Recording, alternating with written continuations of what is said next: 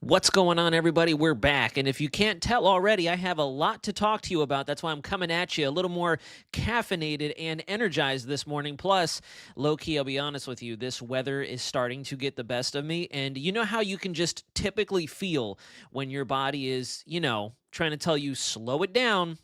You're starting to feel a little bit of that immune system sneaking in, which is crazy because we were just talking about that yesterday. So I'm definitely doing what I can to stay ahead of the weather, both physically and for you all. We have a lot of very interesting up and comings to talk about today. So thank you so much for taking some time out of your Thursday, Friday Eve to sit down, talk weather with me, both on News 6 Plus and our News 6 YouTube channel. We're going to jump right into things and get on to the next big thing. And notice here, we don't really have an actual headline with this. We just have the next big thing.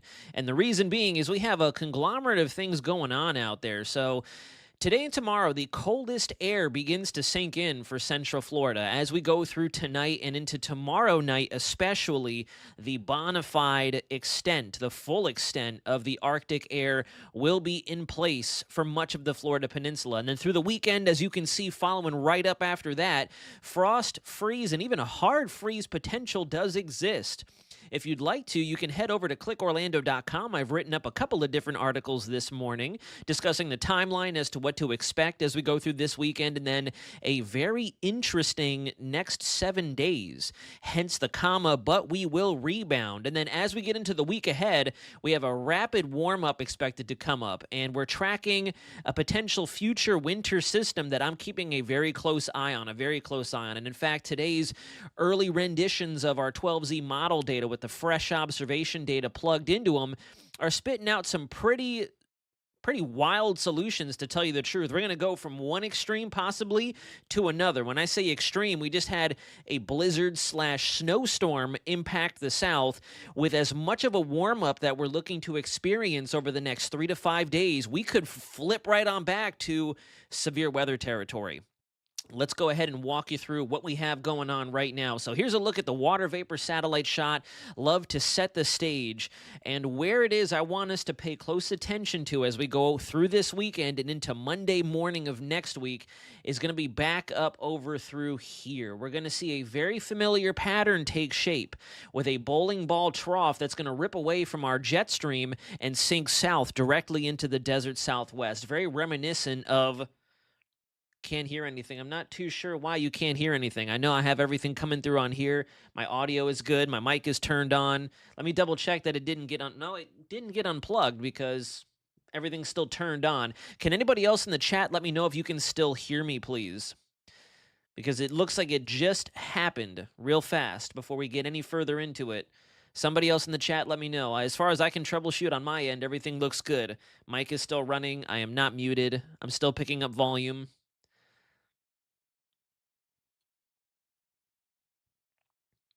Going to give it about 5 more seconds. Somebody hit me in the chat. Robert is not getting any sound. If somebody else could let me know, please.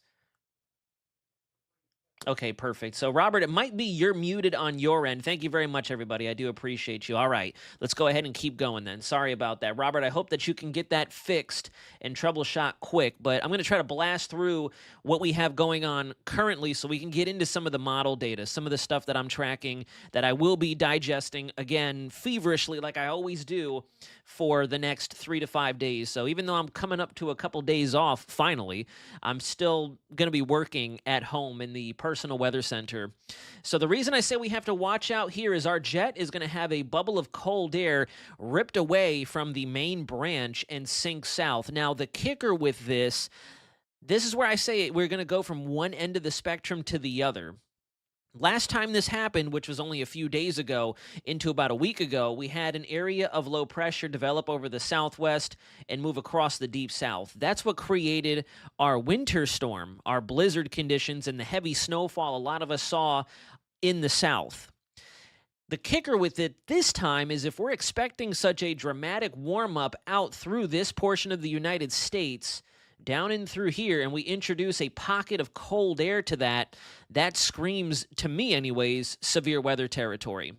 And essentially, the reason I say that, and actually, you know what? Let's just go on to the next graphic. I'll show you. I have a couple of graphics in here I think you all will like. They're very visually appealing, and we'll give you the lay of the land here momentarily. So here's a look at our live radar. I'll take you full screen because there's a couple things I want you to note. If you look up towards the northern periphery of Florida, right? Let me go ahead and adjust the camera so you guys can see. There we go.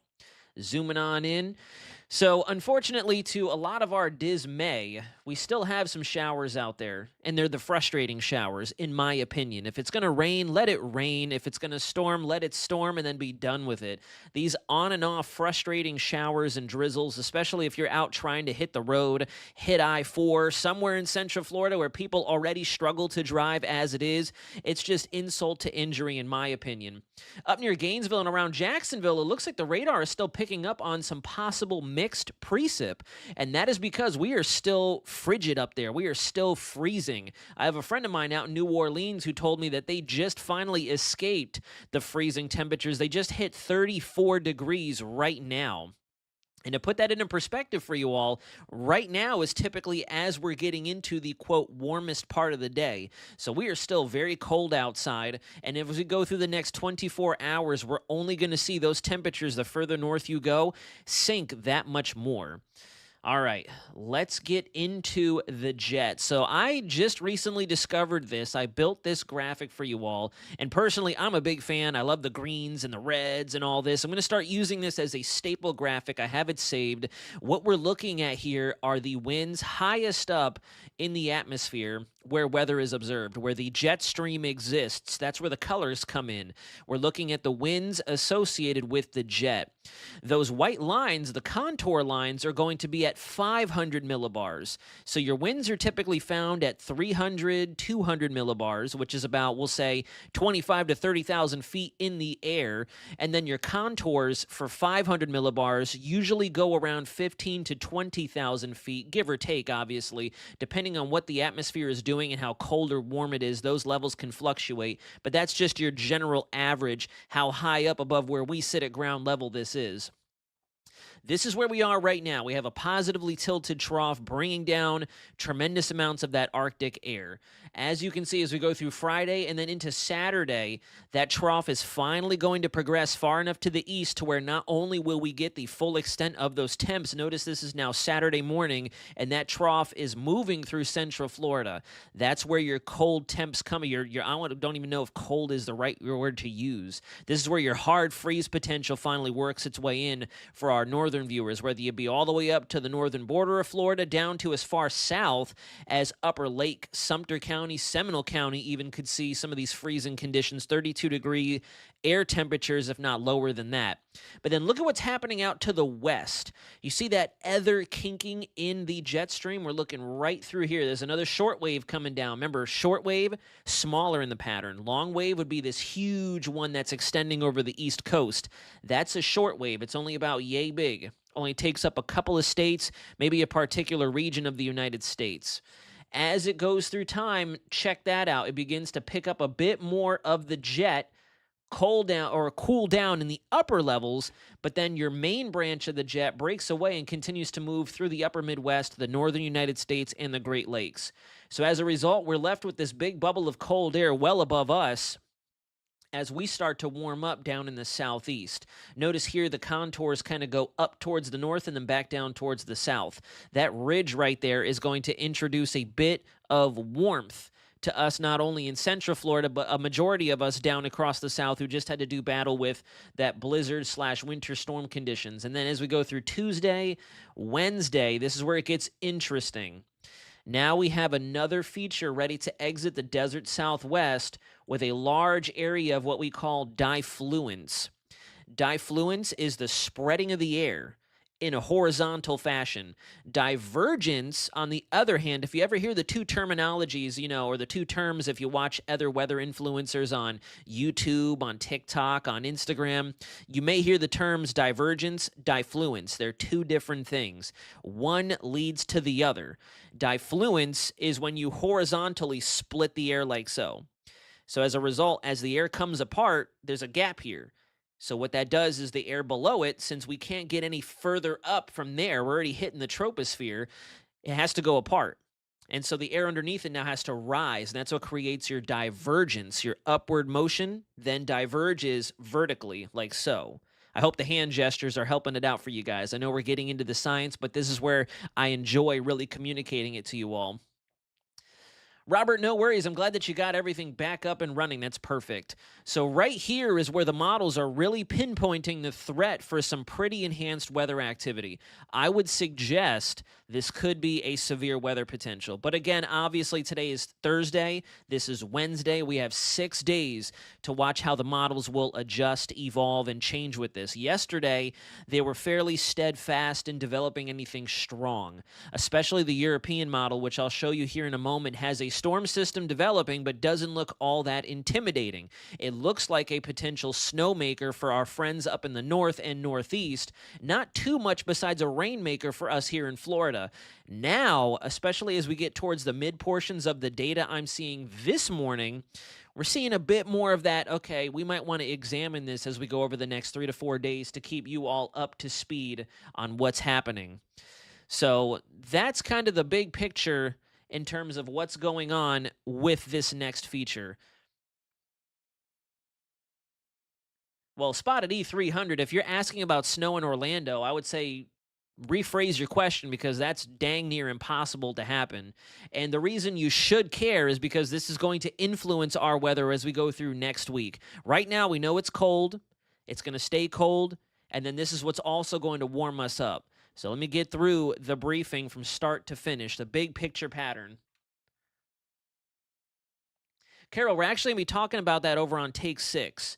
The reason people thought we were having flurries, and I'll just kind of give you the broad brushed idea, is we have the light rain, the drizzle, the sprinkles still going on, and it's fairly windy out there, and it's cold.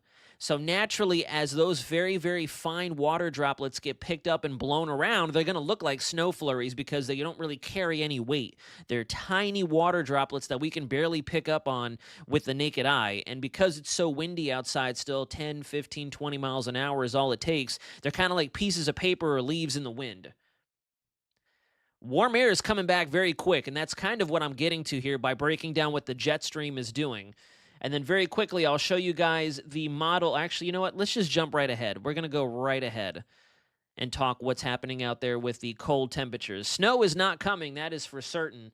So for those of you who do care about the big picture weather pattern, let me know in the comments or let me know in the chat. But in terms of snow in Orlando, that ain't happening. So this is as we go through Thursday. Notice that the cold air continues to sink south. By Friday, it is now getting into the northern periphery of the Florida Peninsula. And then as we go through Friday night, here we go, the sun sets. You can see that big glob of purple shading, which is going to be your frost freeze line. Obviously, if you look up over Georgia, you have the more vibrant purplish color as opposed to that darker blue purple, if you will, based on what you guys can see on your end of the spectrum. Those are going to be where your consistent hard freeze is. And again, if you want to go over to clickorlando.com, I wrote an article just not long ago describing what the difference is between your frost, your freeze, your hard freeze, and the different types of preparations you could make. I should say. So then finally from there, watch how fast it just gets up out of here. Bam. By Saturday, that's gone. You can't even see it anymore because of that little ticker tape at the top there and behind our banner. And then by Sunday, notice it's retreating even more so. Kind of sticks around overnight Sunday, but by now we are already warmed way up. And that's as a result of this, that next feature that's coming in. Because if you notice, we'll go back to the big picture weather pattern again. And for those of you watching, I know you only want to know what's happening in your neighborhood. But let me do the forecast. There's a reason things are happening. I'm not going to just tell you it's going to be warm. I'm not going to just tell you it's going to be cold. A couple months down the road, I'm not going to just tell you there's a hurricane. I'm going to explain to you why it is everything's happening so you can make your best judgment call on how you want to approach it and how you want to track it. So as that system continues to dig through the deep south, notice what begins to happen over us. So as that system gets going, I'll clear the illustration so I can draw some new ones. As this system begins to dig in, this cold pocket, you get a bit of an acceleration in your winds out ahead of it. And notice now we start to develop that speed bump look right over the southeast. That's your warmth. Whenever you see the lines coming down, that's cold air coming down. So we have cold air building in over the desert southwest, and then as that happens, what goes up has to come down. The atmosphere always responds. So as a result, we have the warmth beginning to build in for Central Florida and the rest of us in the southeast. And that's why I do think as this system begins to exit, look at that gradient right through here. This could possibly be a severe weather event as this continues to move off towards the east, which could be a repeat of what we had just this past Sunday because Central Florida warmed up as much as it did. Stepped outside, could feel the winds out of the south, could feel the humidity suddenly kicking back in, and you can just tell when you step out that there's something brewing on the horizon. So I know it was a little bit long-winded. I know that the first block was extended. I wanted to answer some questions and kind of address a couple of the elephants in the room. Snow's not coming, despite what everybody might be telling you out there on other social media platforms. When we come back, I'll quickly get you through your 3-day forecast and get you a look at what the weekend looks like. And then hopefully, if you guys tune in over on News 6 Plus, I'll see you over on Take 6 so we can break down again a little bit in greater detail why it is some folks thought they were seeing snow flurries overnight yesterday, and then how the weather is going to quickly change as we go over the next even just 2 to 3 days minimum. So don't go anywhere, folks. We will be right back.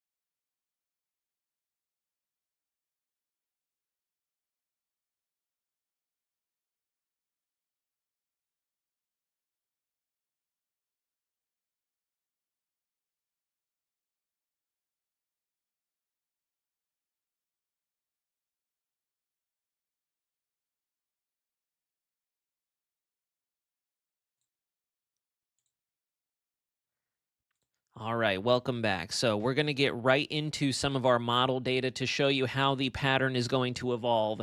Melissa Riley over on the New 6 YouTube asks that it's supposed to go down to the 30s tonight and tomorrow. Yes, as we were just discussing, the frost freeze potential is going to rapidly increase as we go through tomorrow night and especially Saturday early morning when you reach the coldest point of the overnight hours, which should happen between 4 to 7 a.m. That's when some of our northern viewers could drop down into the upper 20s and the low 30s, air temperature-wise. We're still going to end up seeing the winds. There will still be 10, 15 mile an hour winds out there to help bring those wind chills even further down. So we're looking at a bona fide freeze potential for our northern counties, as well as that wind chill factor really making it incredibly chilly for all of us, regardless of where you are in Central Florida. So what's driving all that is if you watch over the next couple of days, this is as we go through the rest of the day today into very early Friday morning, we get a little area of low pressure off of our east coast. And again, we're going to go kind of big picture again, so I'll take you full screen so you can see with me. Off our east coast and into the western Atlantic, we have that low pressure spinning counterclockwise. As a result, it's going to help to tug down some of those blue lines you see there. Those are the thickness lines where your coldest temps are. And if you notice, as we go through Friday and then into Saturday, those lines come very close to Central Florida. We have all that Arctic air being pulled south thanks to the winds behind that front and behind that area of low pressure. And then notice what's happening to our west. We have the coldest air over top of us now as we go through Saturday, and then eventually very early Sunday morning, we start to really quickly rebound. That's because if you look west of us, the winds change to out of the south, and we very quickly get what's called return flow out of the Gulf. And all I did was click forward 3 or 4 different panels, and if you look, a big difference already. Now we're back under the red lines. We're definitely deeper into the warmth, and we have another storm system already trying to get going over the Gulf Coast states. Back over California and the desert Southwest, that is our next big weather player for us. So for the next couple days, key takeaways before we get ready to close out, it's going to be cold. You got to be prepared for the cold, especially Saturday morning. Sunday, Monday, and Tuesday, we're going to quickly, almost at the drop of a hat, go back to the upper 60s and low 70s as we start the new week. So we're going to snap out of it very fast. It's kind of like getting socked right upside the head by a solid right hook from a pro boxer. So the whiplash will be serious this time, kind of like the what is it called? The slingshot that you see at Old Town or Fun Spot or on iDrive here in Orlando. As that system moves through the desert Southwest, notice we're still warming up over the east and the south. This plays a role not only in our weather, but our neighbors' weather. And then as that system emerges, you get that cold over warm setup, and bam, some nasty weather. Nasty weather activity as we go through the middle portions of next week into next weekend, and this system really gets to churning off. And there you have it. That is most definitely a severe weather signature with lots of warmth for us here in Florida. Some of the models are indicating that by Thursday, Friday of next week, we could try to reach into the 80s again, almost a foreign temperature at this point with how cold things have been over the last almost what feels like indefinite period of winter at this point. So that's as far as I'm going to go. This is getting past the 200-hour mark. This is when things can get a little loopy on some of our models. It is 11:52 a.m. right now. Still waiting for our European model to populate. Let's see if we have the Canadian model just yet. No, this thing always takes forever to come in. Let's check the good old tidbits. See if we have some more data that I could show you all. Here we go. So the Canadian model is in. Let's see if this one's also corroborating that storm system. There's the big warm-up as we go through late in the day on Saturday into Sunday. Sunday looking very mild and clear for us. And there she goes. So, yep. Canadian model is definitely corroborating what the GFS is thinking right around the same time. That is the end of the loop. So this could be another nationwide winter system we have to watch out for, not only for us for the severe weather and heavier rainfall, but up the eastern seaboard. Got a lot of cold air up against the Appalachians, so a freezing rain risk and some blizzard conditions for our friends way up to the north. Kind of a return to form in terms of winter. The snow can stay to the north. We can get the rain and the storms down here and the warmth associated with that. But lots to watch, lots to really check out as we go over the next few days. And you know for certain that I'm going to be doing every bit of that, whether I'm here in the Digital Weather Center or back home at home base. So as we get ready to close out, let's take a look at your 7-day forecast. There goes that temperature rebound. Notice today, 40% chance of the showers with a high of only 47. By Friday, bit of an increase. And then as we go through Sunday, Monday, and Tuesday, notice how we are back. We're so back to our normal temperatures, our typical rhythm, you should say, for Florida. And that's why I'm watching. Seeing such a rapid warm-up like that usually tells me, especially in terms of instability in our atmosphere, the energy that we need to create not only the big storm systems, but then the thunderstorms we see here in Florida, that's a sign, that's a precursor. It's all about that pattern recognition. So that's that. We will go ahead and start to close out the discussion. Melissa Riley, you're very welcome. Thanks for tuning in. We have a lot of viewers in today. Thank you so much, guys, for tuning in with us today. I will not be here tomorrow, unfortunately. I've only had one day off over what feels like 10 days now, so I'm going to take an extra day to myself. But definitely check me out on social media. Check us out, News 6 WKMG, Instagram, TikTok, you name it. You can find me at WXCenter_Nazario. I'll type it in the chat here for a second. Let's do that real fast before we close out. There you go. I wrote that in the News 6 YouTube chat. If you'd like to check out my personal social media, I'm constantly doing updates and blasting out information, even if I'm not here in the Digital Weather Center. As soon as I get done with this, I'm going to get ready to go shoot some stuff for social media, as a matter of fact, then rock through Take 6 for our local weather over the next couple of days. So definitely take advantage. Saturday's looking pretty good. It's going to be a cold start to the day, but at least the afternoon should be fairly comfortable. You might still need a long sleeve. And then Sunday, we're back in full swing with that typical Florida weather you would see for this time of year before a possibly very interesting last week of January leading up to the beginning of February. So thank you for taking some time. Once again, I'm digital meteorologist David Nazario. We'll probably see you again on Monday unless you pop into some of my social media updates here and there or on News 6 whenever I go ahead and throw some content up for everybody to see. But until next time, I hope you have a great rest of your Friday Eve. I hope your week has been spectacular. Despite the bit of the dreary and gloomy and freezing weather we've had to do battle with, things should be improving over the next 2 to 3 days, and then we'll see exactly what the end of January has in store for us and what the month of February looks like coming soon. Until next time, this is the Digital Weather Center signing out.